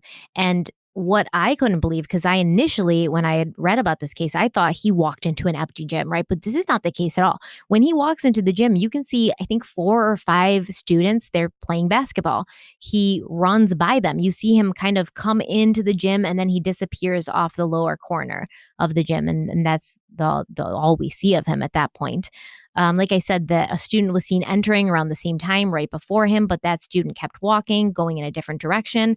And it's also been reported that within 10 or 15 minutes of KJ being seen on surveillance and, allegedly what we think happening, him going into the mat, the color guard team, the girls' color guard team entered the gym for practice. And so obviously questions were asked about why no one would have heard KJ calling for help. Now, according to the police report and the statement from the girls' color guard coach, they did practice in the gym that night, but it was later. They got there around 6:45 and they left around 8. And so that's not exactly what happened. I believe the basketball team also practiced in there that day. But even if we don't have these teams coming in, within minutes of him going in, we have people in the gym at this point who are already in there when he's supposedly going into the mat. Because if he's rushing to get to his class, like the police believe, he's not going to be hanging out in the gym shooting the shit for 10, 15 minutes before he goes into the mat. He's going right in. And I just don't Hmm. understand like how they didn't see it happening. I guess all of these kids, Or hear well, him yelling, like you said, or I hear him can yelling, understand more why they didn't hear him yelling because it's a pretty big gym. It's muffled. a pretty big gym. He's in that far back corner. And once he goes in the mats, not only is he inside of a mat, but he's inside of a mat that's surrounded by a crap ton of other mats. So if he's yelling, it may not have been heard. And you know how loud and echoey gyms get, like the sounds of sneakers squeaking on the floor and the basketball hitting the gym and it just echoing everywhere, but not see him like climbing up. Did nobody see it? It looks like they interviewed these students and everybody said no one saw anything. Like no one actually saw him enter that mat. So we don't have it on surveillance and we don't have witnesses seeing him enter the mat, even though it appears that he entered the gym when there was several other students already there. Yeah. There's a couple things you can take from that as well, depending on what camp you're in. If you're in the camp that you believe this was an accident, everything you just laid out, right? Nobody heard it, nobody saw it. Crazy to think that that was the case. On the other hand, if you believe this was a homicide and you don't believe that one of these individuals who was in there prior to him playing basketball was involved with the homicide, if there was some type of, even if it was not intended to be a homicide, but he was being bullied or picked on or assaulted and he was thrown into the mats or anything like that, or there was some type of assault happening off camera before he was then placed in the mats, you would expect that someone who was in the gym would have seen or heard this as well. So both theories struggle with the idea that there were people in there prior to him entering off camera, but definitely in there. Yeah, and it doesn't seem as if the Johnson family has pointed a finger at any of these students that were in the gym upon his entry. Right. It's somebody different. Somebody Right. 2 people that are Exactly. completely They're different, witnesses. right? So, it's very confusing, and like I said, there's about 40 cameras in the school. There's 4 of them in the gym, and these are motion activated cameras. So they're not recording unless they sense motion, and then they stay recording until there is no motion, and then they don't record anymore. But um, if there wasn't already enough suspicious and mysterious aspects to the case, we've got some problems with the surveillance footage. It seems like some of the timestamps are off. There's also missing footage. It'll just jump in time. The parents of Kendrick who viewed this footage, they and many other people, they had like a professional guy from like the FBI. I think he was retired from the FBI. He came in and he's like, yeah, it's weird because you'll just see like somebody in the gym and then all of a sudden they'll disappear and there'll be like completely new people there.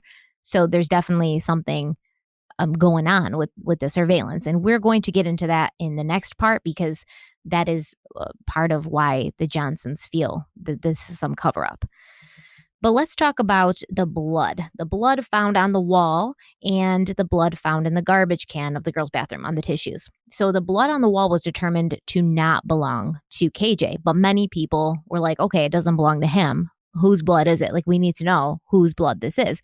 And when the police were like, well, we don't know whose blood it is, there was more reinforcement for the cover up theory. Like, you're not going to, there's blood splattered on the wall of this gym within 40 feet of a young man who just died. And you don't think that this is connected. You don't think that this is suspicious.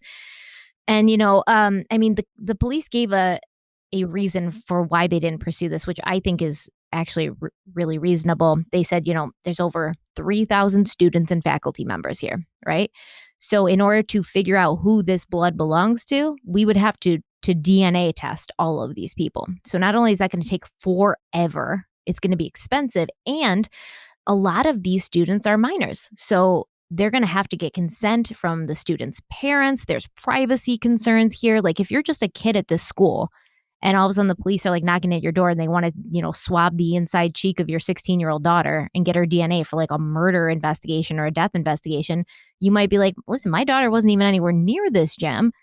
And she wasn't even, on the scene. So no, I'm not going to do that. So you've got issues. So in order to pinpoint exactly who that blood belonged to, and on top of that, right, this is the gym. So what happens in gyms? Games, sports games. So you could have that blood be from somebody from a different school's team who was there for an away game and they got like a bloody nose or something, or even somebody who was just from the community sitting in the bleachers watching a game. Maybe something happened that they hurt themselves and they just kind of wiped the blood on the wall. And to me, the blood doesn't look super fresh. And there's pictures.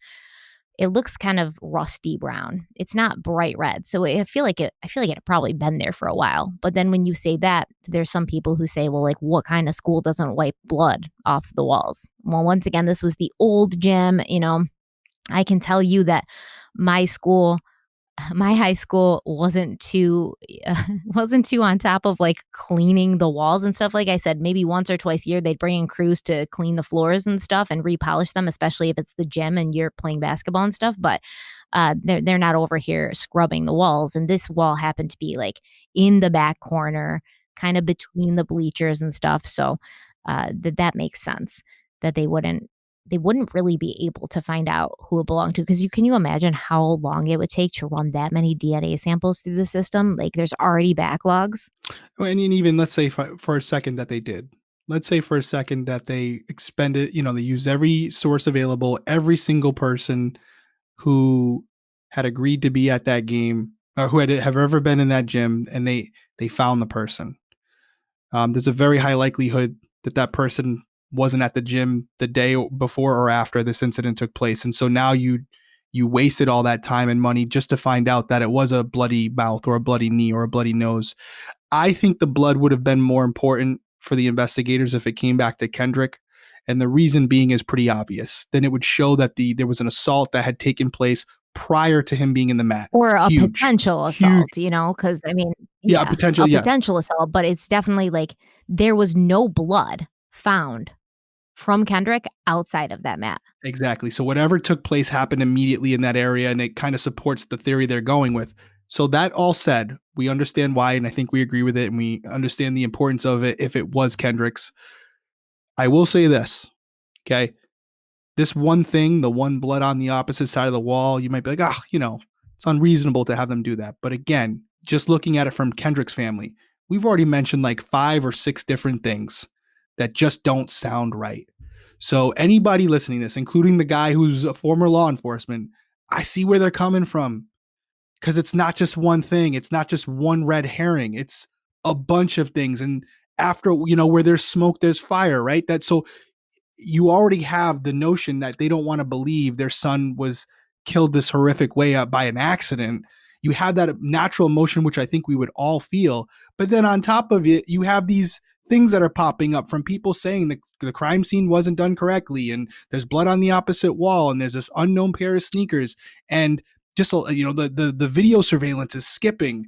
Take into consideration all these things as you're looking at it through their lens, And I don't think it's hard to understand why they are coming at it from the angle they're coming at it. It's completely justifiable, in my opinion. Yeah, and I mean, as soon as you find out that any mistake was made in the investigation of your child's death, you're gonna be like, "Wait, what the hell? Like, my kid deserves to have this investigation done correctly, and I've already seen several places where you haven't done that, so now I'm just suspicious of you in general, I don't trust you in general, and I don't feel like you have my family's best interest at heart." I can understand that. And one other thing that we haven't spoken about, which is something that we should, which is the fact that there's a social issue to this as well, right? We have a black victim in a southern state, and you have a lot of white police officers looking into the case. So we know historically there's already an issue there, right? There's a mistrust between many people who are black and law enforcement, and there's a lot of historical data to support that, right? Yes, this area, it's far south,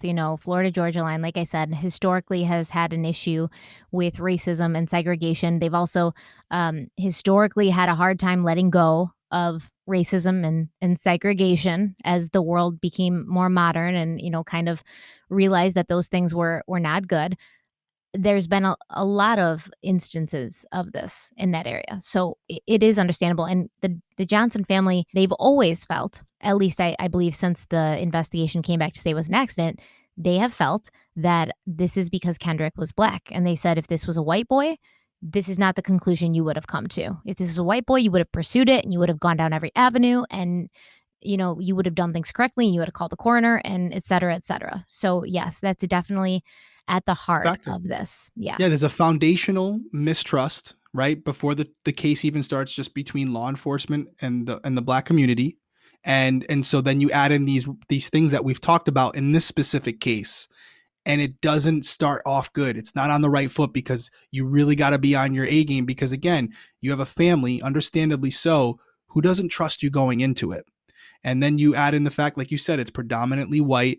You have this black student who's found dead in the gym, and nobody really has a clear answer as to what happened. And not only a clear answer, but supportive data that would make it, obvious that that's what transpired. There's so many outliers, so many things that can't be explained, that really bring into question the motives of the police department from the perspective of Kendrick's family. So there's some cases where I look at it and go, come on, it's obvious. This is what happened.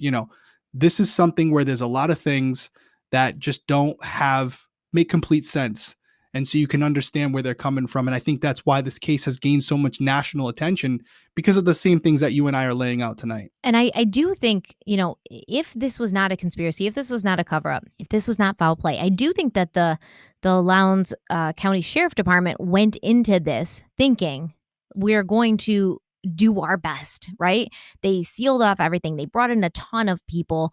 They interviewed a lot of people. I mean, I read this police report. It's many pages. They interviewed a lot of people. So they probably thought, oh, we're gonna do this so that we're behaving above reproach, right? But at the same time, you've got this small police department. They're used to doing things the way they do them. Like the sheriff said, this is the way we investigate every case. We never call the coroner right away, et cetera, et cetera. And so you've got that we're stuck in our ways kind of thing as well. So is it we're stuck in our ways, or did they purposely mess up this investigation is kind of the question here. Yeah. Yeah. And like I said, it definitely wasn't perfect. That's for sure. And definitely wasn't. Yeah. So this isn't one of the ones that are going to be put in the future crime investigative textbooks. They won't be in there. This one's not going to make that. Not for a good reason. Yeah. Yeah. Not for a good reason. So we also have the blood found on the tissues in the girls' room. They took that in for testing, and the blood was quickly traced to a student who was on the color guard team, and she told police that on the evening of the 10th, during practice in the old gym, she'd gotten hit in the face by one of the color guard poles, which that would probably hurt so bad. And so she had a bloody nose. She had to go to the bathroom to clean up, and the police didn't just take her word for it. They weren't like, okay, that's your blood, case closed. They did still send the blood off for DNA testing, and it came back confirmed as to belonging to the student. But something KJ's family really had trouble understanding was why none of the students in the gym, after he went into the mat, heard him calling for help or saw him. And we have talked about this a little bit. The mats are just over 6 feet tall when standing upright.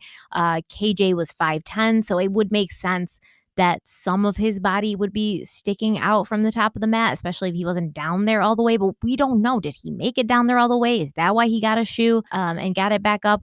We don't really know. But the explanation for this seems to be twofold.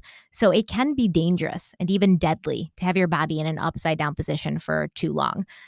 Because blood begins pooling in the head. Now, in 2009, there was a man in Utah named John Jones. And this is so sad, by the way. If you will have time to look into it, guys, you should, but it's very, very sad.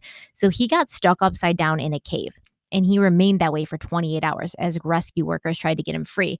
So he's up. They couldn't get him out pretty much. At some point during the rescue efforts, they realized they couldn't get him out, and they had to bring his family to say goodbye to him. They just knew that he was going to die. And he just had to sit there and die like that, which is an awful way to go. And then, he eventually did die, most likely from asphyxiation. Now, there's a reason that the human body has evolved with our lungs positioned at the top of our other organs, right? The website, How Stuff Works, I read it, and I also read some other medical website, but basically the lungs are delicate organs, and it doesn't take long for them to be squished by bigger and heavier organs like the liver and the intestines. And, usually the liver and the intestines are underneath your lungs, so they're not going to cause any problems. But when your head is directly underneath your feet, upright like he was, your lungs can't absorb enough oxygen with the limited amount of space that they now have to function because the other organs are pressing down and pushing on the lungs. The lungs are supposed to be flexible so you can take air in and out. So they're easily pressed and compressed. The lungs aren't the only thing that's cause for concern when you're in this position, though. And it's true that our bodies are designed to move blood around while we're standing upright, because human beings, we walk upright. There's never a time really when you as a human being are going to be hanging upside down for any long amount of time. And our bodies are made like that to prevent blood from pooling at the bottom, at our feet, because gravity is going to pull that down. So we have a circulatory system that prevents that from happening. Now we can see from this previous example of John Jones in Utah, it took him, I think, 27 or 28 hours to die from this. But when you add in this very tight space that KJ was in, aka the inside of a gym mat that wasn't even big enough for him to put his shoulders through to begin with, as well as the positioning of his arms, because one arm was over his face, so it's pushed down in front of him. So now you're making it even smaller because your arm is in front of you. If he went into that, so it's basically it's a combination of the blood pulling into his head, causing pressure, as well as him just being basically anacondaed by this gym mat. So if he went into the mat alive, as the police believe, he may have only been conscious for roughly 10 minutes before passing out, meaning that he would not have been calling for help. Or if he was calling for help initially, his cries would have been muffled. Maybe he was,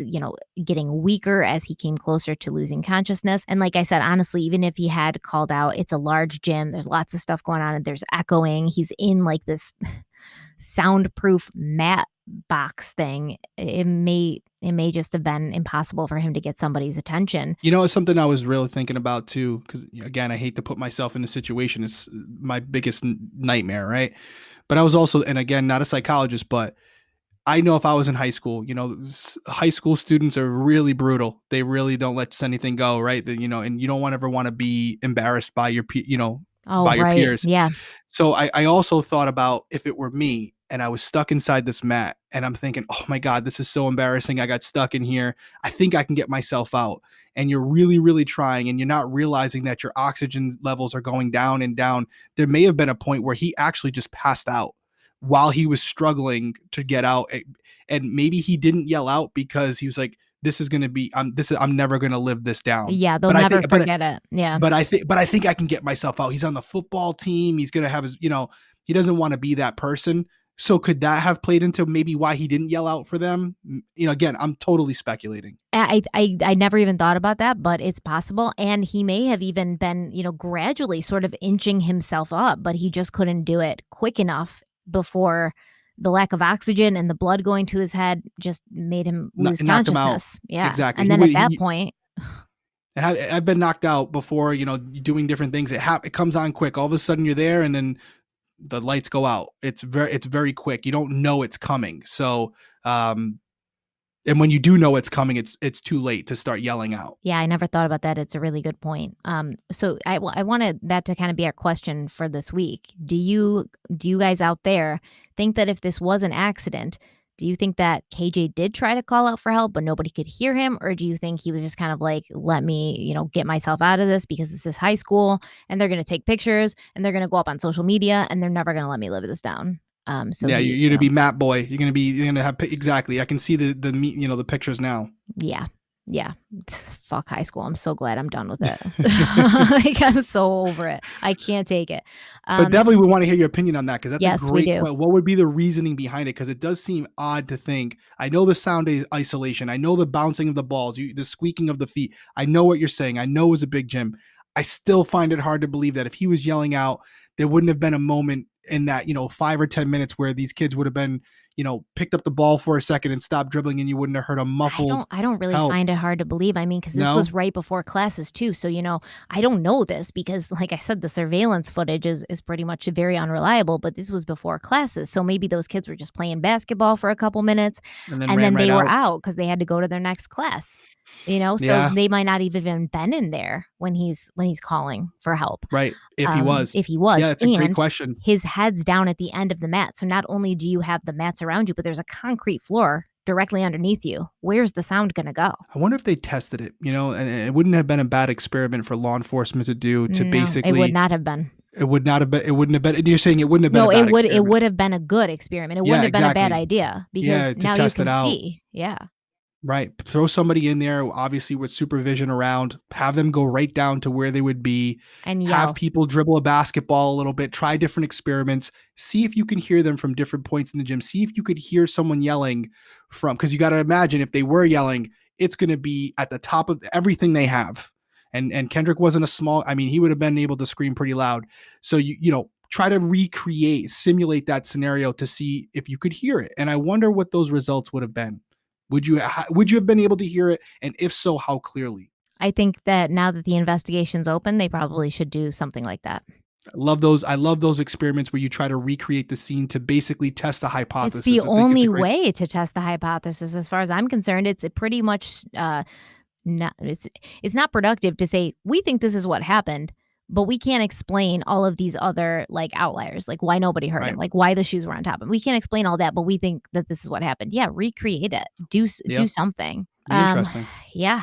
I wonder if maybe you should write them a letter. I mean, maybe someone's listening to this. I'm sure someone from Kendrick's circle who's connected to the case in some way, shape, or form. I know we have law enforcement that listens to this podcast. They've messaged me numerous times. So maybe it'll get to someone. I hope there's people out there that are thinking outside the box, because if you're going to reopen the case, the last thing that I want to see is you redo the things you've already done. Let's try some out of the box thinking and try different things that may not be the most what's the word I'm looking Obvious, for? I guess. Like, Obvious or yeah. even traditional, right? Let's try to use some different things to that may not necessarily be the standard protocol, but may get us some of the answers that we don't have yet. And I'm gonna find out some answers on these shoes too, the Nike shoes that were on top of the mat. Like, I'm sure that there's something out there, even if I have to go to Reddit or something like that to just get some ideas of who those shoes might belong to, or if they were his, or how the hell they got there, because those shoes are killing me. Before the investigation was done, the sheriff and the school superintendent, his name's Wes Taylor, they released a joint statement in regard to KJ's death. And I think that this is another reason why the Johnson family maybe thought there was some conspiracy, because the superintendent and the sheriff are like, yes, we both believe this. This is our statement. And it said, quote, although the exact cause of death is yet to be determined as of this stage in the investigation, nothing has been discovered to indicate foul play was involved, end quote. And this statement really did set off a chain of events that would turn this case into one of the most perplexing mysteries in true crime. I think they made a Law and Order SVU episode about this case. Like, obviously, they changed the names and they changed some of the facts and things like that, but they did make a Law and Order episode based on this case. So it's been very much almost like made for TV. It's not something you see every day, and it does need to be looked into. So today's episode, we've gone over the initial investigation that included, the collecting, testing evidence, the autopsy, interviews with several people within the school and outside of the school, and the final determination that KJ's death had been a tragic accident. Next week, we're going to discuss the Johnson family's theories, why they believe, what actions were taken to get justice for their son. And even though we've gone over the main evidence, we still do need to discuss the discrepancies between the official autopsy and the independent autopsy that KJ's parents did. They had to have him exhumed for this. It's just so tragic and awful. And we need to go over the issues with the surveillance video. Like, I watched a video of this FBI agent or retired FBI agent, and he had a lot of problems with the video, and nobody really has answers of why it was like that. So that's also interesting. And there's also, as far as the surveillance go, there's missing portions of video. The timestamps are off. Like, it's very suspicious. And we will talk about as well the claims that the Johnsons have made, not only about the police, but the school, the medical examiner's office, the funeral home that prepared their son for burial, and a handful of students who they believe, I think to this day, are responsible for murdering KJ. Yeah, I'm looking forward to it. I'm connected. I'm fully in on this one now. It's a perplexing case. It's fascinating. I can understand why there's so much attention around it. I can also understand why it was reopened, and so we'll see what happens. And again, the reason we're covering it now is to kind of get you guys up to date for those of you who aren't that familiar with it. I know I wasn't beforehand. I had very little knowledge, so that depending on what happens with this new investigation, you'll be all caught up to date on what has transpired so far. And maybe when some news breaks about it, regardless of the way they go, you'll understand why certain things that they're talking about are so important. And I don't think a new investigation can hurt. It either just solidifies the conclusion you already came to, or you find out new things. There's also been new evidence, an alleged confession that was audio recorded, but now people are saying it's a hoax or it's not true. There's a lot to go into, guys. There's twists and turns here that you can't even imagine. So stay tuned. We'll talk more about this next week. Thank you guys so much for being here. Don't forget to follow us on social media. Don't forget to subscribe to our YouTube channel where you can leave comments and let us know what you think about these episodes. And don't forget to send some love our way in the reviews. 5 stars if you're good. We'll see you guys next week. Bye.